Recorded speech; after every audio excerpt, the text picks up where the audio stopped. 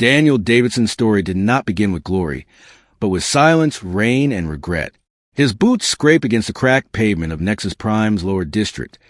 Every step a reminder of how far he'd fallen from the man he once was. The galaxy's most notorious alien megacity stretched around him like a living beast, neon veins pulsing with light, voices echoing in 1,000 languages, and yet within it all he walked alone.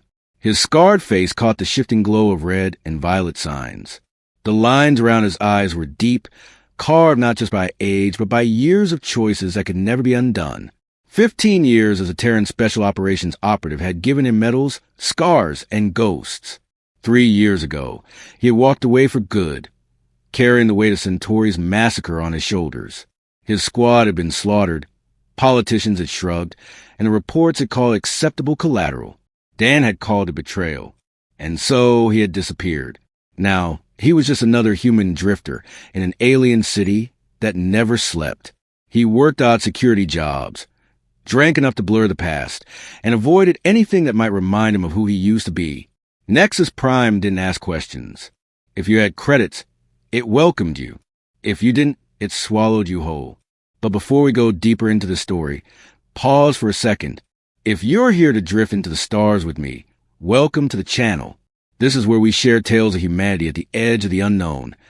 HFY stories about survival, courage, and discovery. If you love sci-fi, if you believe in human ingenuity and bravery among the stars, then make sure you subscribe. Comment below where you're watching from and what time it is for you. Now, let's begin the story.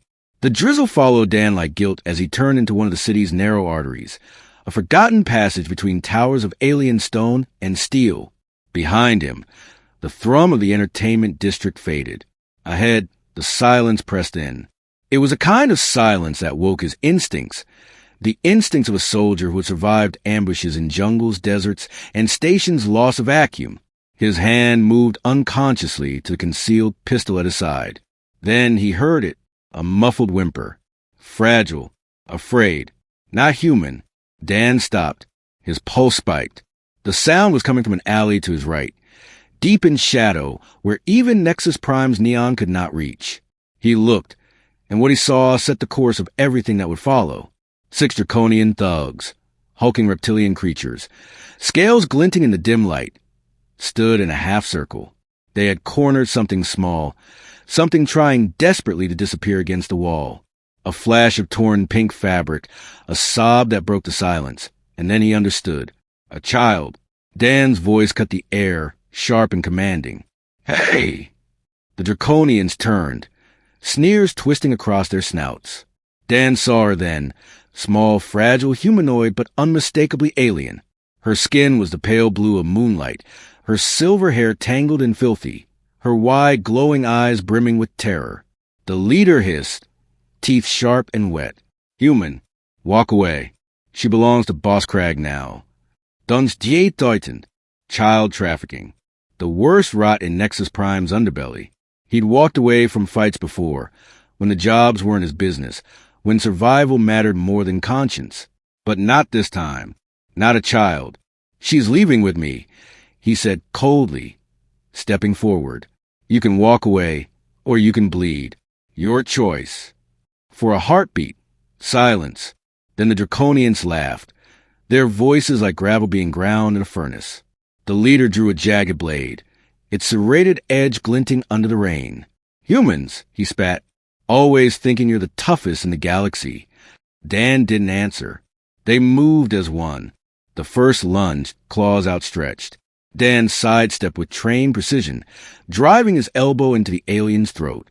The reptile gagged and collapsed. 2 more came. Dan caught one's arm, twisted, and hurled the creature into his comrade. Their bodies crashed into the wet ground. Pain tore across his back. Another had slashed him open. He staggered, turned, and with a brutal kick shattered the attacker's knee.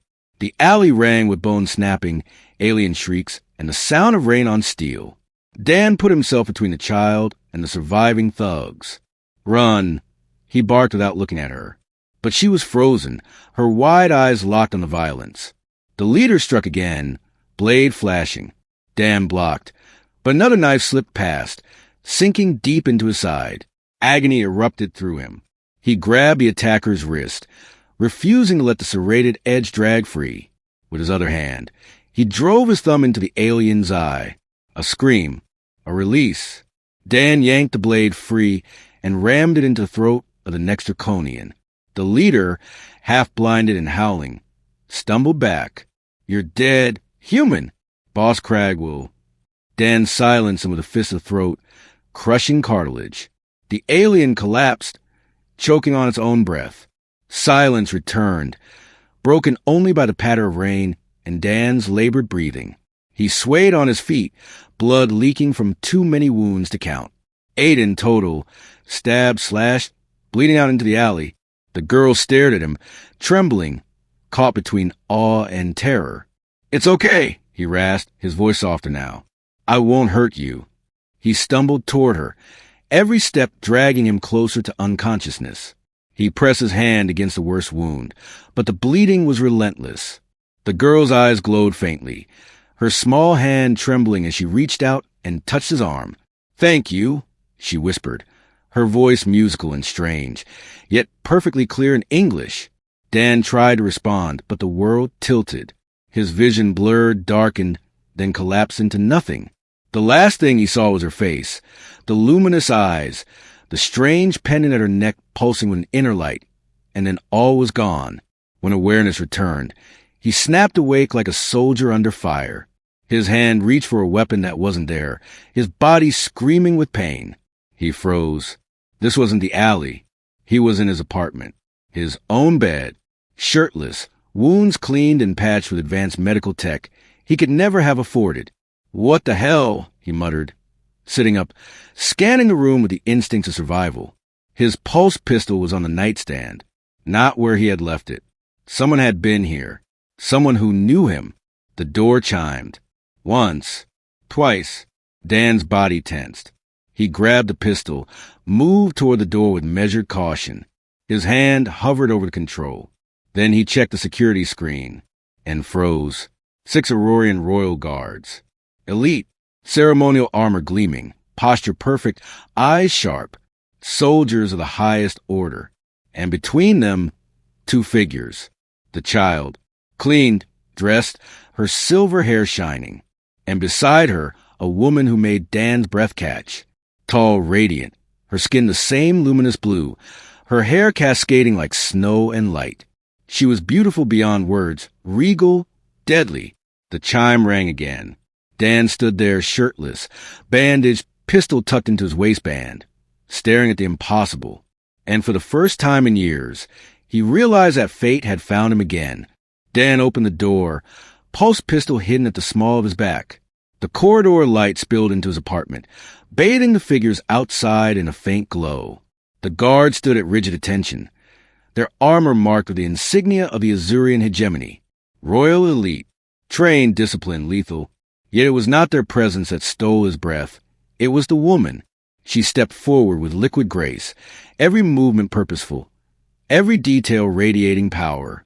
Her eyes were the color of Earth's oceans, deep and mesmerizing, flecked with silver that shimmered when she blinked. A small smile curved her lips as her gaze took in his appearance. He knew what she saw, a scarred man shirtless, still bleeding beneath the patches, holding himself with the wary readiness of someone who had survived too many wars. "Daniel Davidson," she said, her voice melodic, layered with an almost harmonic undertone.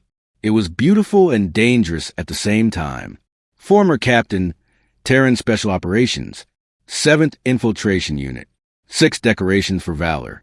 Presumed dead after the Centauri incident. Dan's jaw tightened. "You got the wrong guy. Name's Dan Smith, freelance security consultant." Her smile widened slightly, as though amused by his attempt. "Of course," she said smoothly. She gestured to the child beside her. "I believe you've already met my daughter, Lava." The girl stepped forward shyly, her eyes locked on Dan with pure hero worship. "You saved me," she said softly. Dan's chest tightened despite himself. He crouched slightly, wincing at the movement. "You're looking better, kid." His eyes flicked back to the woman. "I appreciate the medical attention, but I don't know what you want from me." The woman inclined her head, then stepped into his apartment uninvited. Her presence filled the room like a storm. The girl followed, but the guards remained outside at her subtle hand gesture. They saluted him as the door closed. "I am Lady Aberax," she said, turned to face him fully. "Royal consort to the High Chancellor of the Azurian hegemony. And this," she gestured again toward Lava, "is Princess Lavax, heir to the Azurian throne." Danfroza. His mind reeled at the implications. He had saved the princess of one of the most powerful civilizations in the galaxy from back-alley thugs. The potential political fallout alone could topple governments. "That's unexpected," he managed. Aberax's lips curved into a smile that was equal parts regal and disarmingly personal. "Lava has a talent for slipping away from her guards. A trait she gets from me, I fear. But you saved her life at great risk to your own. The hegemony owes you a debt." Dan shook his head sharply. "I didn't know who she was. Anyone would have stepped in." "No," Aberax said firmly, her eyes burning into his. "They wouldn't have. I have studied your species. Captain, humans possess a moral courage most find perplexing. You fight for principles. You risk for strangers. It is what makes your kind dangerous and valuable." Dan met her gaze, unflinching. "What do you want?" She stepped closer, her scent drifting toward him, something like vanilla, but sharper, exotic, unlike anything human. "I want you to accept a position as my daughter's personal bodyguard. The salary is substantial. You would have diplomatic immunity in all hegemony space. And," her eyes narrowed slightly, "you would have protection, because whether you realize it or not, you have crossed a line that cannot be uncrossed." Danskut tightened. "What line?" "Boss Crag," she said softly, as if the name itself carried poison. "The man who claimed my daughter as property is not merely a criminal. He is an enforcer for the Draconian Syndicate." Dan's blood ran cold. The Syndicate. A shadow network spanning half the galaxy, feared by governments and assassins alike. "You're telling me I just killed his men?" "Yes," Aberax replied. "And by tomorrow, there will be a bounty on your head so vast that mercenaries from every corner of known space will come hunting. Alone, you will not survive." Dan's mind raced. He had faced the Syndicate once before, during a black op on Riel 4. It had cost him half his team. The scars of that mission had never healed. He holstered the pistol, forced himself to breathe evenly. "I'll escort you and the princess back to your embassy. After that, we'll talk about your offer." Relief flickered across her expression, though her composure remained mostly intact. "A reasonable compromise," she said. Dan pulled on a fresh shirt from a storage compartment, ignoring the stab of pain from his wounds. He strapped a vibro knife to his ankle and checked his secondary pistol. When he looked up, Aberax was watching him intently, her ocean-colored eyes following the movement of his muscles, her expression unreadable. "You heal remarkably quickly," she observed. "One of our better qualities," he muttered. "That and stubbornness." Her lips curved again, dangerously. "I have observed many fascinating qualities in humans." Before he could respond, the princess approached. "Will you keep helping us?" she asked innocently. Dan crouched again, meeting her luminous eyes. "I'll get you safe," he said. "That's a promise." They left the apartment together. The guards fell into formation, their commander stepping forward. "Captain Davidson," he said with surprising deference. "Commander Thalos, my team is at your disposal." "Dan Blinket, your team follows my lead?" "Lady Aberax's orders," Thalos replied. His tone was neutral, but Dan caught the faintest shadow in his gaze. "She believes your unorthodox human tactics may be useful." Dan glanced at Aberax, who simply raised an eyebrow, daring him to argue. They moved through the building service corridors, taking narrow, forgotten routes where the city surveillance couldn't follow. Dan led, Lava at his side, Aberax and the guards close behind. The royal consort moved with the grace of someone who had seen combat before. He noted the subtle shifts in her stance, the way her hand hovered near the concealed holster at her thigh. She was no mere politician's consort. "The embassy is 10 blocks, Dan said as they reached a rear exit. "We'll stick to maintenance tunnels. Many are mapped and monitored. Thalos warned. Not all of them, Dan replied grimly. During the Human-Draconian War, Terran intelligence had carved covert paths through Nexus Prime. Most were forgotten. He still remembered them. Abarax drew close, her voice low. You continue to surprise me, Captain. How many other secrets do you carry? Dan's eyes flicked to hers. More than is safe to know. Before she could respond, his instinct screamed. He raised a fist. The column froze. What is it? Thalos whispered. We're not alone, Dan said. The ambush came a heartbeat later. Plasma fire erupted from both ends of the corridor. 2 guards fell instantly, armor smoking as their bodies collapsed. The confined space became a killing ground. Ambush! Thalos shouted, returning fire. Dan shoved Lava behind cover and planted himself between her and the attackers. Stay down, he ordered, his voice steel. Abarax drew her weapon with startling speed, firing precise shots that dropped mercenaries where they stood. I can handle myself, Captain, she said sharply, her voice thrumming with adrenaline. Dan spared her a glance, admiration surging despite the chaos. She wasn't just beautiful, she was lethal. The fight was vicious. The Syndicate's mercs were well-armed, well-trained, but the narrow space limited their numbers. Dan fought like a man possessed, his shots crisp, his movements efficient. Every motion was survival, instinct, muscle memory from a dozen battlefields. Then silence. The first wave broken. Smoke hung in the air. Dan's heart pounded. He turned to Abarax. This wasn't random. They knew where we'd be. Her eyes darkened. A traitor, she whispered. Reinforcements thundered toward them. Too many. Too fast. They couldn't hold. Thalos urged caution, insisting they stick together. Abarax cut him off coldly, ordering him to split forces. He obeyed reluctantly, his eyes betraying something Dan didn't miss. Abarax leaned close. You suspect him too?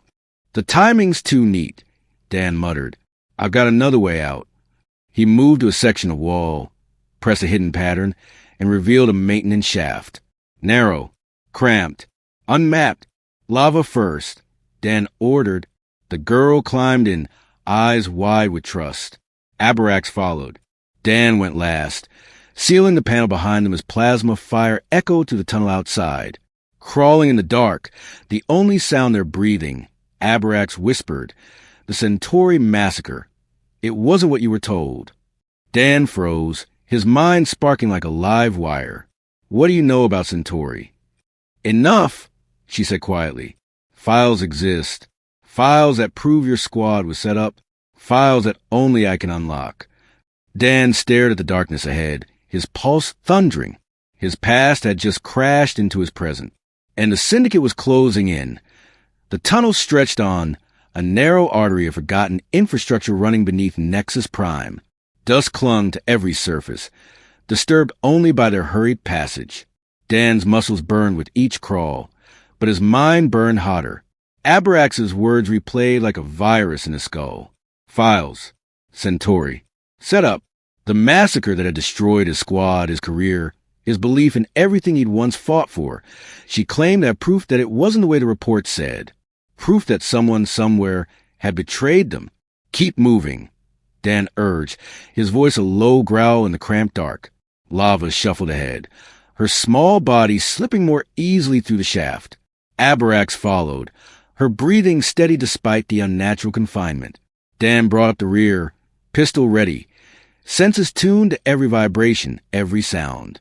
He had crawled tunnels like this before, back on Earth during training exercises meant to break soldiers down in nothing but instinct. He had survived those. He would survive this. 10 minutes later, they emerged into a chamber littered with abandoned machinery. Rusted pipes snaked overhead. Dust blanketed consoles long forgotten by the city above. Dan helped Lava down, then reached for Abarax. His hands brushed her waist as he guided her out of the shaft, lingering longer than necessary. Her skin was warm, her scent alien but intoxicating. For the briefest moment, their eyes locked. Something unspoken passed between them, charged and dangerous. Thank you, she said softly, her gaze lingering before she stepped back. Dan cleared his throat. forcing himself to focus. We're halfway to the diplomatic quarter. But if there's a traitor inside your embassy, walking in blind would be suicide. Abarax's expression hardened. The High Chancellor's Chief of Security, Vorin, has always pushed for closer ties with the Draconian Syndicate. I dismissed it as political maneuvering. Her lips thinned. Perhaps I was wrong. Dan pulled a small device from his pocket, a relic from his days in Black Ops. Illegal, dangerous, but priceless. A portable data tap.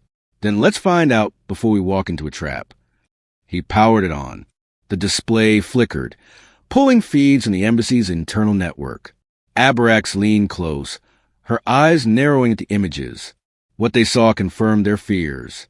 Vorin stood in the embassy's secure conference chamber, speaking with a draconian official whose scarred snout made Dan's stomach twist with recognition. Boss Crag, the same syndicate enforcer whose thugs Dan had killed in that alley. And beside them, alive and unscathed, Commander Thalos. Don's Fischglenit. Bastards sold us out. Abarax's voice was sharp with venom. Treason. But why target Lava? Dan asked. Abarax hesitated, her composure cracking just enough for him to glimpse fear beneath. Because she is more than the heir to the throne. Lava carries a genetic modification. It makes her immune to the draconian bioweapon that devastated our colonies during the war. With her DNA, they could create a cure, or a weapon no one can resist. Dan's stomach turned cold. He glanced at the girl, sitting quietly, her luminous eyes watching them with uncanny awareness. A child, and yet the fulcrum of galactic balance. So she's not just a princess, he muttered. She's the key to stopping the Syndicate's deadliest weapon. Yes, Abarax said grimly, and now they know she exists. Dan shut off the feed and slipped the device away. We can't go to the embassy. Not yet. Do you have anywhere else we can lay low? Abarax nodded. An old cultural exchange center in the human district. It's been abandoned since the war, but I've maintained it privately. It will serve as a safe house. Dan studied her face. You trust it? I trust myself, she replied. They moved quickly, keeping the shadows, Dan's instincts guiding them through forgotten maintenance routes. Nexus Prime's artificial night cycle had begun, plunging the human district into neon-dappled darkness. When they reached the building, it looked like nothing, a 3-story structure with faded lettering and crumbling walls. But when Abarax placed her hand on a hidden scanner, the door slid open silently. Inside, the truth revealed itself. The safe house was elegant, functional, and alive with history.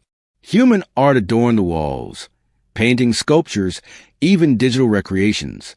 Beside them sat Azurian relics, glowing faintly with ancient power. The air smelled of age and preservation. Dan raised an eyebrow. You weren't kidding about studying Earth culture. Abarax guided Lava to a couch. Rest here, little one. You're safe. The girl yawned, exhaustion finally catching her. She looked up at Dan with trust that pierced through his hardened walls. Will the bad ones find us? No, Dan said firmly, kneeling to meet her eyes. Not while I'm here. I won't let them. She smiled faintly, eyelids heavy. I knew you wouldn't. That's why I followed you that night. Dan Frouned. What do you mean you followed me? Abarax met his gaze. She sometimes sees fragments of possible futures. A rare gift among our kind. She saw you before she ever met you. Dan's throat tightened. Precognition. He looked at the girl again, understanding dawning. She hadn't been caught by accident. She had gone to find him. Abarax gestured toward another room. Come, we need to speak privately. He followed her into what was clearly her study. Screens lined one wall, dormant until she spoke a command. Authorization, Abarax, Royal Protocol 793. The screens flickered to life, displaying files marked with both Azurian and Terran security classifications. Dan's pulse quickened as familiar names and dates flashed across the displays. 3 years ago, Abarax began, your squad was deployed to Centauri 4 to investigate weapons smuggling. You believed you were going in blind, but your high command already knew what you would find. Dan's jaw clenched. What are you saying? You were sent into a draconian bioweapon facility, she said coldly. They were engineering a virus designed to target human DNA, a weapon that could wipe out your species selectively. Dan's blood went cold. He remembered the screams, the fire, the chaos of Centauri. That's impossible. High Command would never. They would. Abarax cut him off. If they were compromised, these files prove it. Several of your highest-ranking officials had already been infiltrated by syndicate operatives. Some replaced entirely. Others blackmailed or bought. Your mission was never meant to succeed. It was meant to fail. To bury evidence, and your squad with it. The faces on the screen twisted Dan's gut. Commanders he had trusted. Leaders he had bled for. Their names tied to betrayal. He swallowed hard, his voice low. Why are you showing me this? Because you deserve the truth, Abarax said. And because I need you. If Vorin and the Syndicate succeed, they will control the only countermeasure to their bioweapon. That cannot happen. Humanity cannot allow it. Azuria cannot allow it. And my daughter cannot survive it without you. Dan stared at the screens, the ghost of his past staring back. His squad had died thinking they were betrayed by their own incompetence. Their sacrifice meaningless. Now he knew better. They had been murdered by corruption. Rage smoldered inside him, tempered only by the icy clarity of survival. He turned to Abarax. Her face was close, her eyes intense, her words heavy with conviction. For the first time in years, Dan felt something shift inside him. Duty, purpose, a reason to fight again. But before he could speak, the safe house alarms wailed.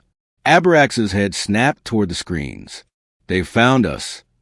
Dan drew his pistol, checking the charge. His body still ached from his wounds, but adrenaline burned the pain away. He looked at Lava, sleeping lightly on the couch, unaware of the storm closing in.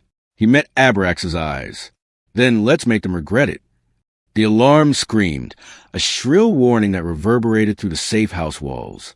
Red emergency lights flickered across the elegant fusion of human and Azurian decor, bathing everything in a warlike glow. Dan was already moving, his pulse pistol drawn, instincts honed by years of combat roaring back to the surface. He had survived ambushes on alien worlds, sieges that had broken lesser soldiers, traps laid by syndicate assassins. This was no different. Survival was an art, and he had mastered it.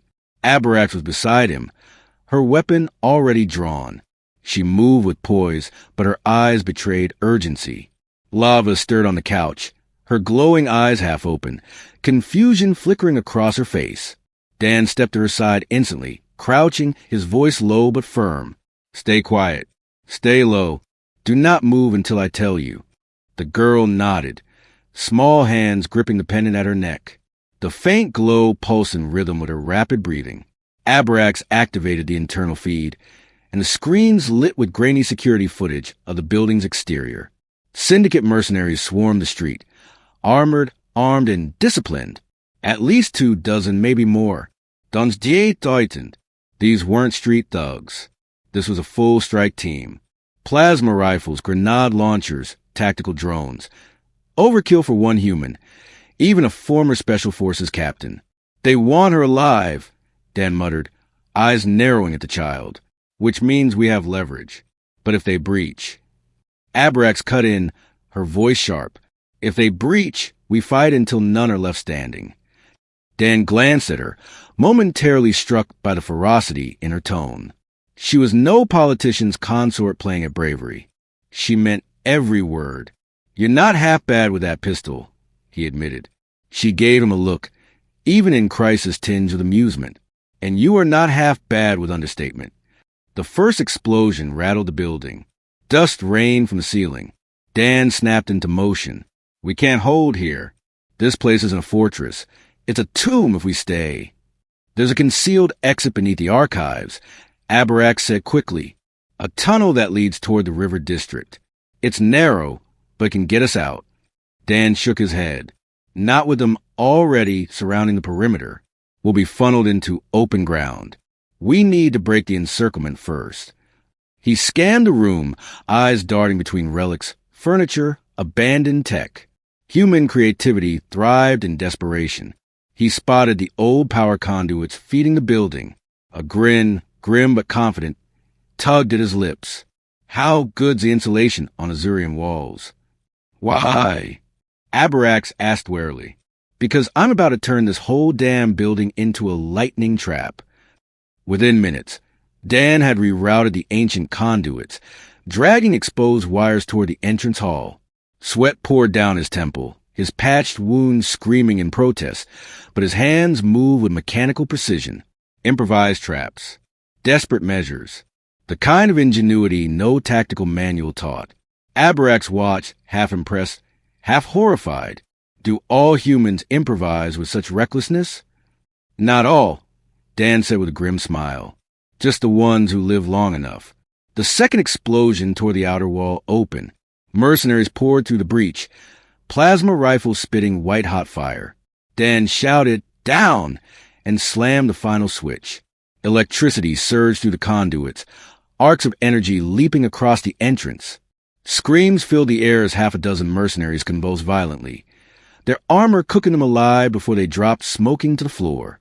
The others pulled back, momentarily stunned. Go! Dan barked, dragging Lava to her feet. Abarax covered her flank, her pistol singing death in quick, precise bursts. Together, they raced toward the archive chamber. The hidden hatch groaned open under Abarax's command, revealing a sloping tunnel lit by emergency strips. Lava scrambled inside first, her small frame moving quickly. Abarax followed. Then Dan sealed the hatch behind them, just as plasma fire scorched the archive walls. The tunnel was narrow, damp, smelling faintly of stagnant water. Dan led the way, pistol raised, his free hand brushing the walls for balance. Every nerve in his body screamed that they were being hunted. Every breath a countdown to the next ambush. Why risk yourself for us? Abarax asked suddenly, her voice carrying low in confined space. Dan didn't turn. Because I didn't do it last time. My squad died at Centauri because I trusted the wrong people. Because I thought orders meant honor. I'm not making that mistake again. Her silence stretched long, broken only by the sound of their footsteps. Then she said softly, "You think yourself broken, Captain. But broken men do not stand between children and knives. Broken men do not risk everything for strangers. You are more human now than your commanders ever were." Her words struck deeper than any blade.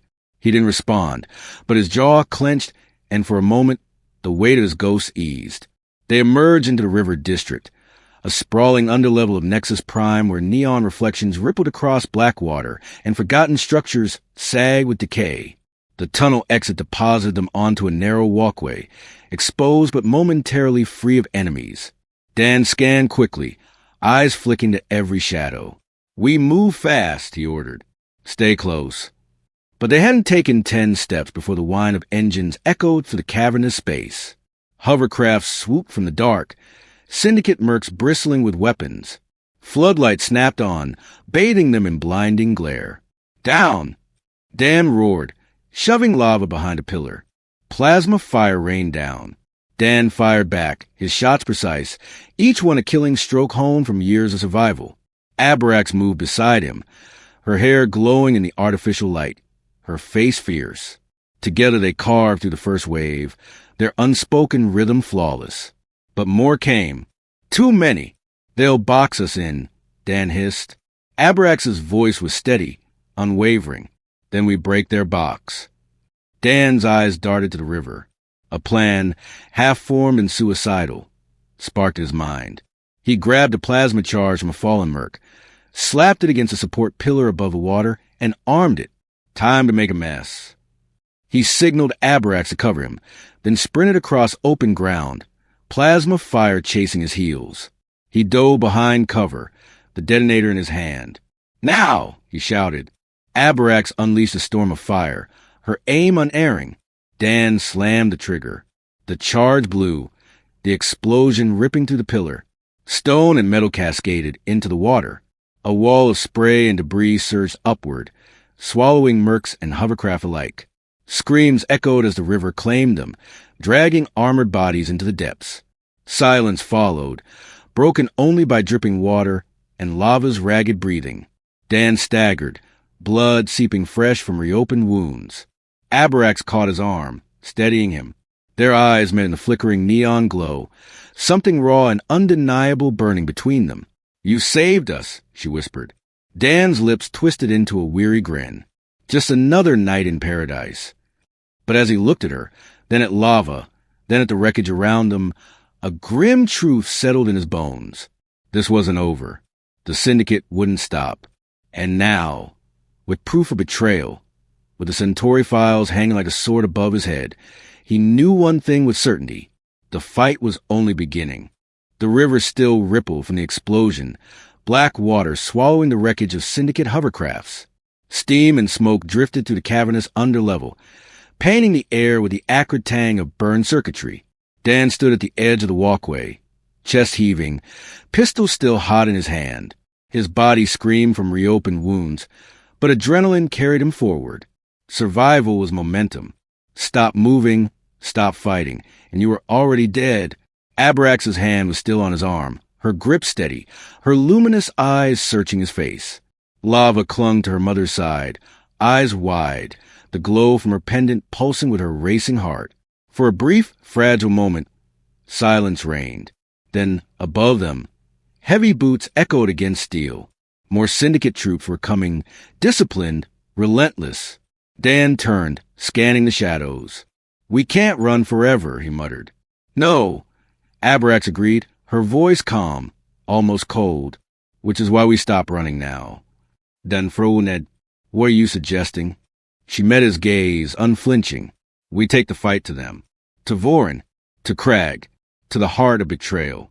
If we wait, they will hunt us until there's nowhere left to hide. But if we strike first, we control the field." Dan's instincts rebelled against the insanity of it. Outnumbered, outgunned, bleeding. But her logic was sound. And more than that, something inside him stirred, a spark he thought long extinguished. Purpose. "Then we hit the embassy," he said finally, hard and fast. "Take out Vorin, expose the syndicate's ties, and protect the princess at all costs." Abarax nodded once, her expression fierce. "Then it's decided." The plan was madness, but madness had kept Dan alive before. They moved quickly, slipping through service corridors that weaved upward toward the diplomatic quarter. Dan led, his mind mapping routes with the muscle memory of a soldier who had walked too many hostile cities. Abarax moved with equal grace, her daughter silent and resolute at her side. The child's bravery cut at him. Too young to bear this weight, yet carrying it with a dignity that humbled him. They reached the embassy's outer perimeter. Guards in royal livery stood at attention, but Dan's sharp eyes caught it instantly. Their stances were wrong. Too stiff, too practiced. Syndicate mercs wearing stolen armor. His pulse quickened. "We're compromised already," he whispered. Abarax's jaw clenched. "Then we finish this." Dan moved first, a silent predator. His knife flashed, one imposter dropping with a gurgled gasp before the others could react. Plasma fire erupted, the embassy gate becoming a battlefield. Dan and Abarax moved like two halves of the same blade, his raw aggression and precision paired with her flawless accuracy and unshakable composure. Lava stayed low, eyes wide but fearless, the glow of her pendant reflecting every flash of light. They cut through the false guards and pushed inside. The embassy, once a place of diplomacy and elegance, was now a fortress under syndicate control. Holographic banners of Azurian heritage flickered beside syndicate insignias, corruption made visible. And waiting in the central chamber were the betrayers. Vorin stood tall, his ornate armor gleaming, his expression smug. Beside him, Boss Crag sneered, serrated blade resting casually on one scaled shoulder. And at their side, Commander Thalos, very much alive, his face a mask of false loyalty. "Well," Vorin said smoothly, his voice echoing across the chamber, "the ghost of Centauri walks again. And with our little princess in tow, you've saved us the trouble of hunting you further." Dan raised his pistol, eyes hard. "Funny, I was just about to say the same thing." Crag's laugh was a rasp of gravel. 8 stabs couldn't kill you. Let's see how many it takes this time." Before the words finished, the room erupted. Plasma fire lit the chamber like a storm. Dan dove for cover, returning fire in brutal, efficient bursts. Abarax moved beside him, her shots striking with surgical precision, each one cutting down syndicate soldiers who moved to flank them. Thalos advanced, blade drawn, eyes locked on Dan. You should have stayed dead, human. Dan met him head-on. The clash was brutal, close, and primal. Blade against blade, strike against strike. Thalos fought with the skill of a seasoned commander, but Dan fought with something more: rage, ghosts, the raw, unyielding will of humanity. He caught Thalos' arm, twisted, and drove his knife home, the commander's eyes widening with shock before the light left them. Across the chamber, Abarax engaged Vorin, their duel more than physical. It was political, personal, ideological. His betrayal had endangered her daughter, her people. Her strikes were fueled by fury, her precision honed by necessity. Dan caught glimpses between his own fight, her hair whipping like silver fire, her expression a mask of regal wrath as she pressed Vorin to the ground. Then came Crag. The draconian enforcer towered over Dan, blade gleaming, scales reflecting the light of fire and death. He struck with monstrous strength, each blow rattling Dan's bones. Dan dodged, countered, every movement costing blood and breath. Crag was faster than he had expected, deadlier than the thugs in the alley. You can't win, human! Crag roared, driving Dan back. Dan's vision blurred, his wounds screaming, but his voice came steady, iron in every word. I don't need to win. I just need you to lose. He feigned weakness, staggering back, drawing Crag forward.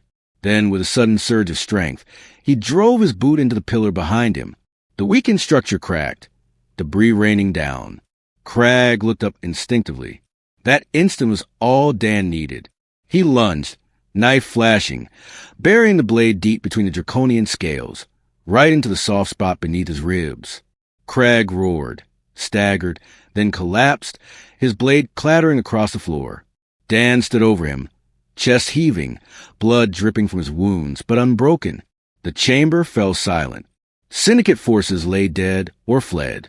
Vorin, disarmed and pinned by Abarax, stared in disbelief. You can't stop this, he spat. The Syndicate is everywhere. Humanity is nothing compared to us. Dan leveled his pistol at him, eyes like steel. Funny, I've heard that before. From every empire that thought humans were too stubborn to matter. He pulled the trigger. The shot echoed, final and absolute. Silence followed, heavy and complete. Abarax rose, her chest heaving, her eyes locking with Dan's. Lava ran to her, then to Dan, clutching his leg, her small voice trembling but strong. I knew you'd protect us. Dan looked down at her, then at Abarax. Something unspoken passed between them. Not just survival, not just alliance. Something deeper. For the first time since Centauri, Dan felt the weight of his past lift, replaced by something heavier but brighter. Responsibility, yes, but also belonging. Purpose. Humanity's fight wasn't over. It never would be, but he was done running. As the embassy alarm silenced and the first rays of Nexus Prime's artificial dawn bled to the skylights, Dan holstered his weapon and straightened. His body screamed, his scars burned, but his spirit stood unyielding.